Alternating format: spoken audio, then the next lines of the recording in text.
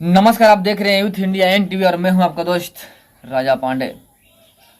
एक ऐसी घटना, एक ऐसी वारदात जिसे सुन करके आपके रोंगटे खड़े हो जाएंगे, दिमाग चकरा जाएंगे, सोचने के लिए आप मजबूर हो जाएंगे कि ऐसी घटना भी हो सकती है।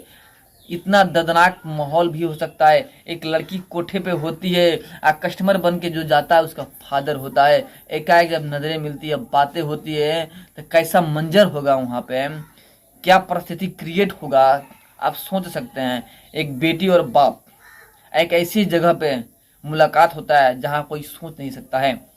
इतनी भयानक मंजर था वहाँ का कि सुन करके आपके रोंगटे खड़े हो जाएंगे। ये हकीकत कहानी है पटना और नेपाल की। वीडियो में अंत तक बने रहिएगा, आपको सारी कहानी बताएंगे हम, रोंगटे आपके खड़े हो जाएंगे। और अभी तक आपने हमारे चैनल को सब्सक्राइब नहीं किया है तो प्लीज़ लाल बटन दबा के चैनल को सब्सक्राइब कर लीजिए, लाइक कर दीजिए और बेल के आइकन को प्रेस जरूर कर दीजिएगा, ताकि जो भी बड़ा अपडेट और न्यूज सीधा आप तक पहुंच सके। और जो पहले से ही हमारे चैनल को सब्सक्राइब कर रखे हैं उनको दिल से धन्यवाद। हमेशा मैं ऐसा ही सत्य घटना लेकर आते रहता हूं, तो प्लीज चैनल को सब्सक्राइब जरूर कर लीजिएगा और बेल के आइकन को प्रेस जरूर कीजिएगा, ताकि टाइम टू टाइम मैसेज आप तक पहुंचता रहे, वीडियो आप तक पहुंचता रहे। आइए आपको हम बता दें पूरी घटना। लड़की होती है नेपाल की, नेपाल की लड़की होती है, और पटना धोबी घाट का एक लड़का होता है आरिफ नाम का, और लड़की होती है सलीमा नाम की, जो कि नेपाल के होती है। नेपाल किसी कारणवश जो आरिफ होता है पटना का, नेपाल जाता है, लव अफेयर होता है। 2010 की यह घटना है। 2010 में लव अफेयर इन दोनों के बीच में होता है और शादी हो जाता है। घर वालों का विरोध करते हुए लड़की वहां से भाग जाती है और आरिफ के साथ में आकर के पटना में रहने लगती है। दो उनके बच्चे होते हैं, 4 साल शादी के हो जाते हैं। 2 साल किसी तरह कटता है दोनों के बीच में सही ढंग से।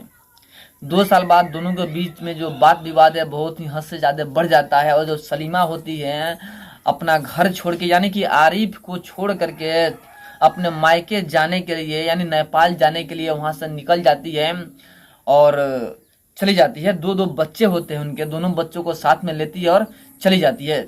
आरिफ भी कोई पता करने का कार्य नहीं करता है, वो भी उससे तंग आ गया था, उसके झगड़े से तंग आ गया था, वो भी छोड़ देता है और वहां से चलती है। जो सलीमा होती है पटना से ट्रेन पकड़ती है और उत्तर प्रदेश के कप्तानगंज पहुंचती है। कप्तानगंज पहुंचने के बाद से रात हो जाता है, कोई ट्रेन का सुविधा नहीं होता है, साधन नहीं होता है।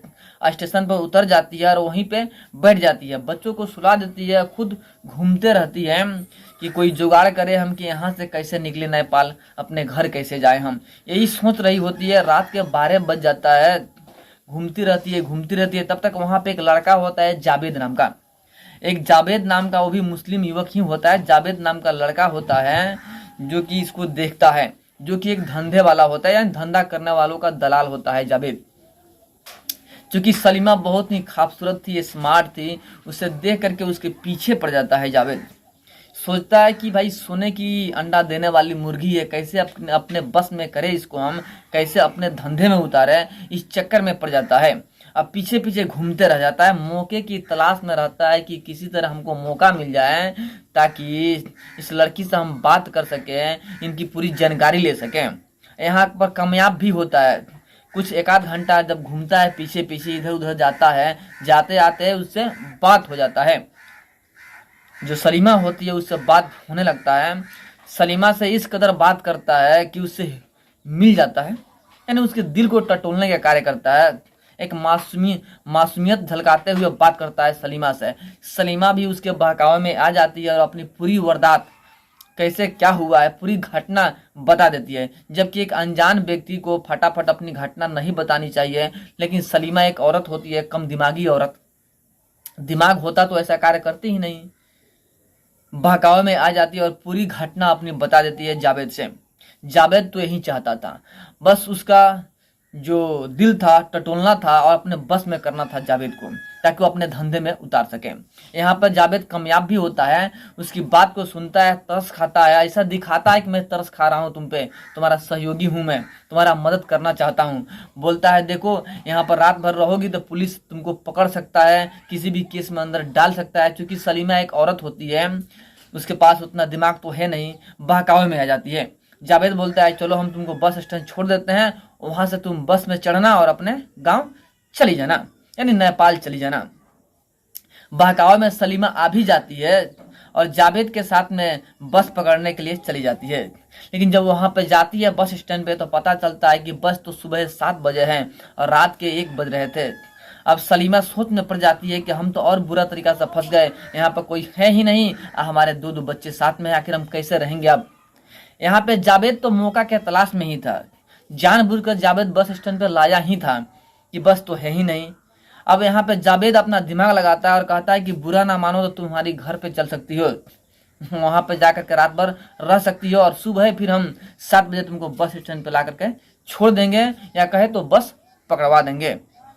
और सलीमा इस कदर उस पर विश्वास कर लेती है कि उसकी बहकावे में आ जाती है और सलीमा जावेद के साथ में उसके घर पे चली जाती है। घर पे जाके रहता है सब रात में। अब जावेद किसी तरह जो बच्चे होते हैं, 2 बच्चे हैं, उनको खिला पिला करके सुला देता है और चाय वगैरह बनाता है, खाने का व्यवस्था करता है सलीमा के लिए, और चाय में नाशे की दवा दे करके खिला देता है सलीमा को। सलीमा अनजान थी, पता नहीं था, नशा का दवा पी लेती है, रात में उसके साथ में गलत कार्य करता है जावेद। सलीमा चूंकि बेहोशी हालात में होती है, एहसास तो होता है लेकिन कुछ कर नहीं पाती है। कल सुबह होता है, सलीमा को पूरा एहसास होता है कि हमारे साथ में गलत किया गया, लेकिन फिर भी सलीमा यहाँ पर कुछ बोलती नहीं है, मजबूर होती है। अब सलीमा बोलती है कि हमें ले आके बस स्टैंड पे छोड़ दो, लेकिन जावेद यहाँ पे बस स्टेशन पर छोड़ता नहीं है। उनसे कहता है कि देखो तुम धंधे में उतर जाओ, बहुत अच्छा कमानी होगा, बहुत सारा पैसा तुमको मिलेगा, तुम्हारी गरीबी जो है दूर हो जाएगा। इस कदर कहने की कोशिश करता है सलीमा को, लेकिन सलीमा किसी भी हद तक मानने को तैयार नहीं होती है, धंधे में उतरने की बात नहीं करती है। तब जावेद दूसरा तरीका अपनाता है, बोलता है कि अगर तुम धंधे में नहीं उतरोगी तो तुम्हारे जो बच्चे हैं ना उनको मैं जान से मार दूंगा। किसी तरह डराता और धमकाता है सलीमा को। सलीमा डर करके इसकी बात मान जाती है जावेद का और धंधे पे उतर जाती है, या कहे तो जो कार्य होता है धंधा का उसमें उतर जाती है और कार्यभार धीरे धीरे चलने लगता है। 2 साल कंटिन्यू वहीं पे रहती है सलीमा, उसी के जाल में फंसी रहती है। यहाँ पे होता है कि प्रत्येक 3 माह के अंदर में जा करके मेडिकल जांच कराना होता है। 3 माह के बाद सलीमा अपने बच्चों को भी जांच करवाने के नाम पे बच्चे के साथ में हॉस्पिटल जाती है, वहाँ पे जांच करवाती है और सोचती है कि हम यहीं से भाग जाएंगे, यानी भागने की पूरी कोशिश करती है सलीमा। लेकिन किसी तरह जावेद को भनक मिल जाता है और हॉस्पिटल के बाहर आकर के जावेद खड़ा होता है। जब सलीमा घर से जो हॉस्पिटल से बाहर निकलती है तो जावेद पकड़ लेता है और जबरदस्ती फिर उसको पकड़ करके लेकर चला जाता है, फिर वही धंधे पे उतार देता है। बहुत दिन बीतने के बाद से लमसम 2 साल बीत जाने के बाद एक नेपाल से एक लड़का आता है जिसका नाम ओम प्रकाश होता है। नेपाल से लड़का आता है और ठीक वहीं पे पहुंच जाता है जहां पे यह रहती है। उसके पास जाता है, एक कस्टमर बन करके वहां पे जाके अपना नाम कि मेरा नेपाल में मेरा घर है, सारा कहानी बताता है, अपने पिता का नाम बताता है। तो यहाँ पर स्पष्टीकरण होता है। सलीमा को समझ में आता है कि हमारे गाँव का ही है। अब सलीमा अपने पिता का नाम बताती है, मोहम्मद वसीम नाम था उसका पिता का। अपना पिता का नाम बताती है और बोलती है कि प्लीज आप वहां पे जाओ, हमारे पिताजी से हमारे बारे में बताइएगा जरूर कि मैं किस परिस्थिति में हूँ और कैसे फंसी हुई हूँ। उससे बोल देती है। ओम प्रकाश वादा करता है और चला जाता है। जाने के बाद से ओम प्रकाश नेपाल जाता है उसके पिता के पास में, उसका पिता का मोबाइल नंबर भी लेता है, मुलाकात भी करता है, लेकिन बात स्पष्ट नहीं बताता है कि घटना क्या है, कुछ बताता ही नहीं है। नंबर लेता है उसके पिता का, वापस फिर आता है यहीं पे कप्तानगंज में, फिर जाता है उसके पास। वहाँ पे जाने के बाद से अपने मोबाइल से उसके पिता से बात करवाता है। वहाँ पे लड़की रोती है, बिलखती है और पूरी वारदात बताती है अपने पिता से। अब पिताजी बोले ठीक है तुम वहाँ पर रहो, हम आएंगे, और पिताजी आते हैं। ये बोल देती है सलीमा कि आप कस्टमर बन के यहाँ पे आइएगा वरना लोग मार देंगे। अब उसके पिताजी आते हैं कप्तानगंज और 2 दिन 3 दिन तक ढूंढते हैं, अपनी बच्ची को ढूंढ नहीं पाते हैं। तीसरा दिन किसी तरह उनको पता चलता है और वहाँ पे पहुँचते हैं कस्टमर बन करके। कस्टमर बन के पहुंचते हैं अपने बेटी के पास में और घंटों मुलाकात होता है, बात होता है, गले में गले मिल करके रोते हैं, बिलखते हैं और कहता है उसका पिता कि मेरे साथ अब तुम घर चलो। वो बोलती है कि साथ में जाएंगे तो हम दोनों को मार देंगे ये लोग, आप पुलिस थाने पे जाइए और थाने के जो दरोगा हैं उनसे बोलिए, फिर आइए, फिर हम लोग चलेंगे। उसका जो पिता होता है वसीम, वो जाता है और पुलिस को बुला करके लाता है। फिर आगे की कार्रवाई होती है, पुलिस छापा मारता है और पकड़ लेता है इन सभी को और छुड़ा के वहां से ले जाता है।